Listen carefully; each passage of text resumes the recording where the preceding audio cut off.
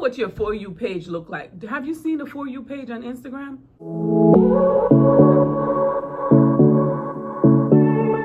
Welcome back to my channel. Thank you guys for being here. If you watched the first part of the series of how to start your wig business in 2026, you will know that we talk about what budget you're gonna need, okay? So now that we spoke about your budget, the next thing that we're gonna talk about in this video is your product. What product are you going to sell? How to start a wig business in 2026. What product are you going to sell? Now, we talk about budget, right? And I'm gonna be real with you. You don't have to style and customize these wigs for people. Let me say that again, because I know that I have a wig styling course. Most of you know that I have a wig styling course. Well, come to think of it, you probably gonna still need it if you don't know how to do it. But here's where I'm going with it, is that you don't have to customize and style these wigs. You could customize and style your own wigs. You're gonna be the product. You're gonna be the brand, and you sell the uncustomized wigs. You can do it that way. You don't have to put yourself through the whole labor intensive, but I'm gonna be honest with you. You better be, well, no matter what market, what niche segment you go into, you better be on your brand. You better be on it, because I don't know what your For You page look like. Have you seen the For You page on Instagram? These girls coming with the shits. So you better come with your A game, right? So I say this to say your product can be uncustomized wigs, okay? So that's one way to go about it. But I will say that with a service-based business, you have more leverage for earnings. You can earn more when it comes to a service-based, and a service-based meaning you're getting the wigs ready for them, right? So ready to wear wigs. If you decide on you're gonna do the ready to wear wigs, the next thing that I want you to think about is what style you're going to do. What is going to be your signature look? You have to figure that out. You have to figure out what is going to be your signature style wig. You know why?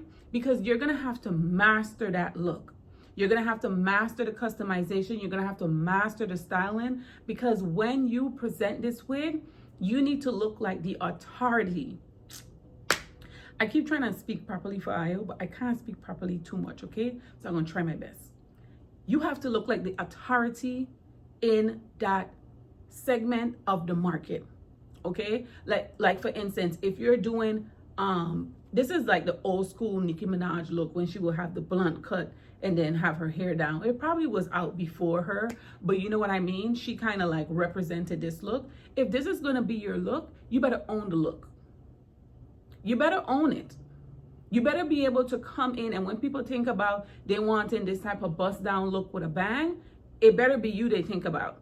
And even if they line you up with one or two people, they better be thinking about you as the authority in that segment.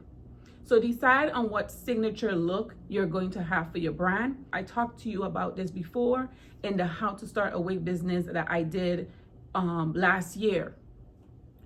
Think about the lens that you're going to start with.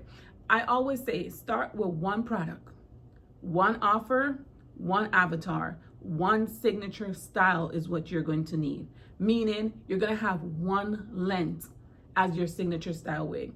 As we know, between 18 inches to 22 inches, those are the lengths that people typically buy. People typically buy between an 18 inch to a 22 inch.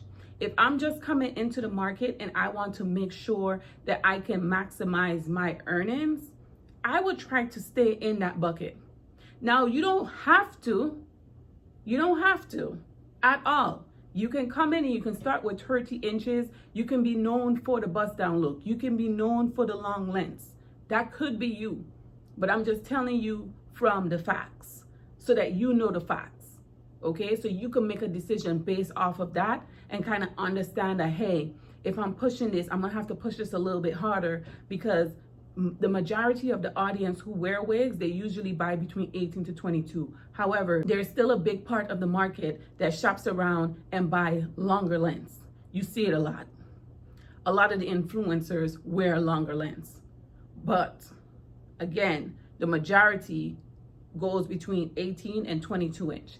Now, what I would say with that is, like I said, we have this broken up in segments, but we're also going to have to talk about putting all of this information together, right? Because they're going to have a point where you're going to have to sit down and say, what is my budget? Who do I want to sell to? How much money do I want to make? What style wig am I going to sell to her? How am I going to price those wigs?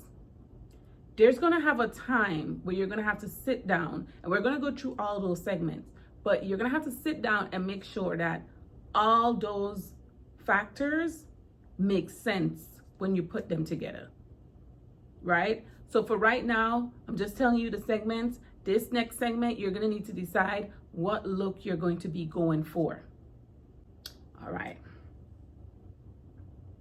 What else we got to talk about? Okay, so we talk about, let's see. So we talk about the budget. We talk about you have to have a look. Okay, let's talk about money. I won't make it easy for you now.